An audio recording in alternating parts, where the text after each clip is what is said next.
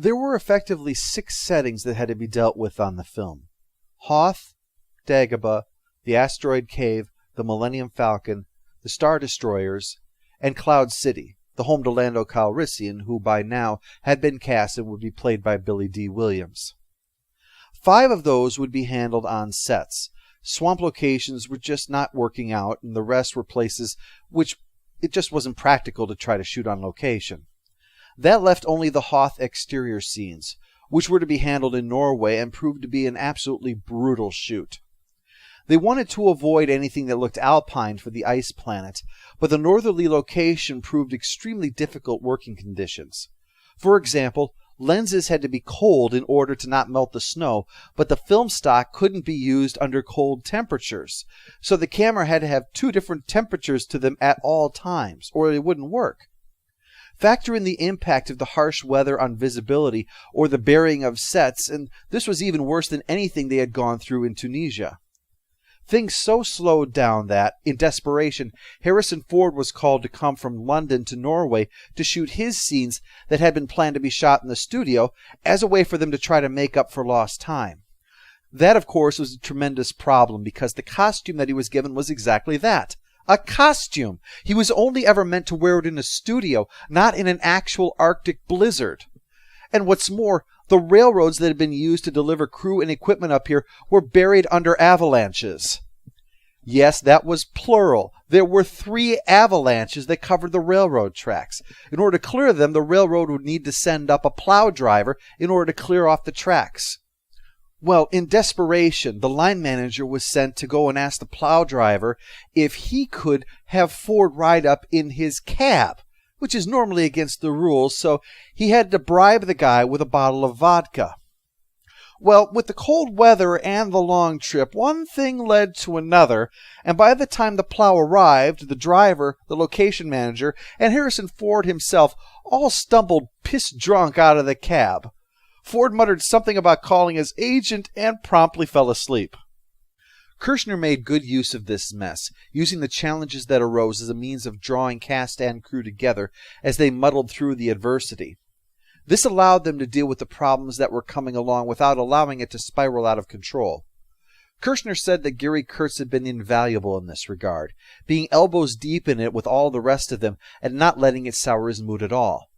This kept everyone else from losing their tempers or giving into frustration, and allowed them to get much of what they would need done in spite of the harsh weather. In fact, in some ways the harsh weather actually helped. The constant drifting so altered the landscape night after night that they were able to shoot a lot of scenes right outside the door of the hotel, and from all appearances it looked all like a frozen wilderness. But one thing just wasn't working out, and that was the Wampa. The technical limitations of the suit combined with the weather meant that for the most part Kershner was shooting around the monster as opposed to getting a good shot of it. This wouldn't be the last time there would be problems related to the beasts, and in the end a planned sequence involving a Wampa attack was aborted, though some shots do exist, including one where C-3PO steps in to buy them time in their escape by using the Wampas against invading Imperials.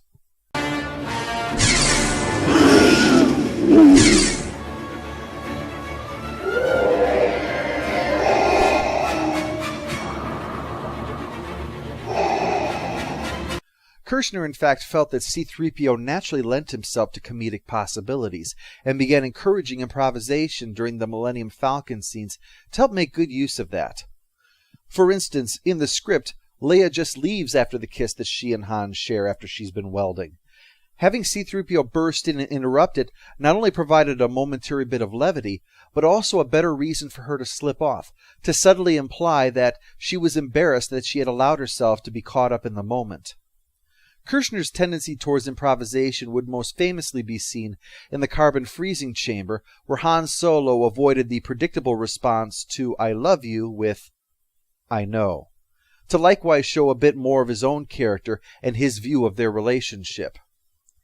In the end, they had managed to prevent the problems in Norway from setting them behind schedule, only for the studio to have problems due to a fire that was responsible for setting them back.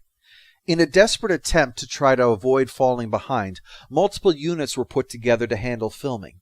One of those was a second unit led by John Barry, who had been production designer on the original film, He was the one who had bought all of that junk, remember?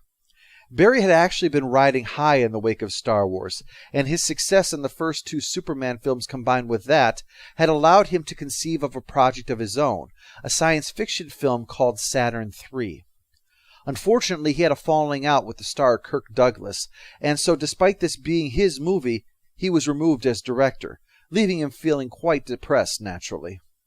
When Lucas and Kurtz offered him to return to Star Wars as a second unit director, he was happy for the chance, because he had really loved his time working on the original film, but now he had a chance to move beyond simply doing production work. However, tragedy would strike. While in North Africa on a matter unrelated to the production, Barry had unwittingly picked up a disease, and shrugged off concern, so he just kept right on working. He finally went to see Robert Watts, the head of production, to say that he wasn't feeling so good. He was running a temperature of 104 degrees, and he collapsed right there in Watts' office. He was rushed to the hospital and died of meningitis that night. The tragedy hit everyone hard, as Barry was a beloved member of the production, and beyond that also, it necessitated everyone that he had been in contact with being thoroughly checked over because this disease was contagious, though luckily no one else caught it from him. But the pressures that they were under combined with the tragedy was pushing cast and crew past the breaking point. It was just days later that Harrison Ford, a prankster at times perhaps, but always a professional when he was on the job, finally cracked as he remained trapped in the cramped cockpit set with 3 other actors, his huge blue screen staring them in the face, and the production trying not to lose time even though the director was dead. But for obvious reasons, it presented considerable challenges over and above those even a very difficult shoot would have. Inexplicably, Ford just walked over, picked up a saw, went back to the cockpit, and began hacking away at the console of the Millennium Falcon with such fierce determination people were honestly afraid that if they intervened he might physically attack them. For Lucas, the cost began to push him to the brink. He'd already been investing in the ranch, and so it was necessary to secure outside funding in order to cover the completion of the film. Lucas was finally forced to have Fox reassure the banks that the loans would be paid back, but that meant making a sweeter deal for them that Lucas resented. When the figures said that Empire was going to have to make $50 million just to break even, he felt like he was doomed.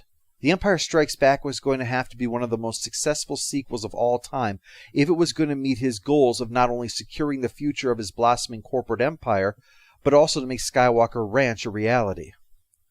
Paul Hirsch, who along with Chew and Marcia had won an Oscar for their editing on Star Wars, was back to do the editing for Empire, and so was present when Lucas had a meltdown. They had a rough cut put together, and it wasn't what Lucas had been expecting.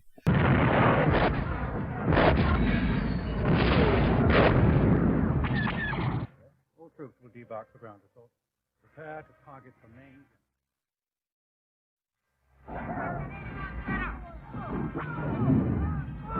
Star Wars had been fast-paced, but Empire frequently put the brakes on, was ponderous, and reflected upon complex matters. The more he watched the rough cut, the more convinced Lucas was that this was totally wrong, and he took over the editing himself. The problem was that, as we've established, Lucas preferred a documentary style to his films, and while Kershner had done his best to maintain a consistent look in his film with the previous one, he didn't shoot the film that way. Dynamics in Star Wars were frequently created through edits, while Kershner created more dynamics with his camera work. Also, Kershner was not shooting to give the editors piles of options to cut the film together. He had a vision of what it should look like and filmed according to that vision, so that it would be cut according to that vision in the end. So when Lucas dove in and started editing the picture, he was effectively trying to pound a square peg into a round hole. All he was doing was making things worse. Kershner, Kurtz, and Hirsch all pointed out the various ways that this cut was ruining the film, and Lucas exploded at them, that they were ruining the movie and just messing around while he was trying to save it. Kershner tried diplomatically to explain where the editing was going wrong with what Lucas was doing, but Lucas just yelled at him, "It's my money, it's my film, and I'm going to do it the way I want to do it." Finally, when he calmed down, he realized just what he'd been doing, and realized that the 3 of them had been right the whole time. That, he admits, is probably the reason why he got so upset, but he went back to letting them do what they were doing. But the stress wasn't just limited to the production. There was also stress in his home life as well, as the Lucasfilm empire continued expanding and expanding, leaving Marcia feeling like the demands were causing the couple to drift apart. She'd wanted to have a child, but they discovered that George was sterile, which at first naturally weighed heavily upon him. And while Marcia certainly didn't hold it against her husband, nevertheless there was more and more loneliness to be found in the Lucas household. She didn't have the same dream that he had. She didn't need money for personal happiness, nor did she think it was important to have all of this corporate baggage. They had edited his first film in their attic, his second over Francis Ford Coppola's garage. If he wanted to make the kinds of films that he had always been paying lip service to, why did they need to have a corporate empire in order to do it? Why did Skywalker Ranch have to be such a luxurious facility anyway? The point of being rich was that you no longer had to worry about money. But now, money was all that Lucas was thinking about. The money to make this film, the money he was losing to the Fox deal, the money to keep Lucasfilm and all its subsidiaries going, and the money for the ranch with its beautiful stained glass ceiling. There had to be more to it, Marcia was saying. There had to be more.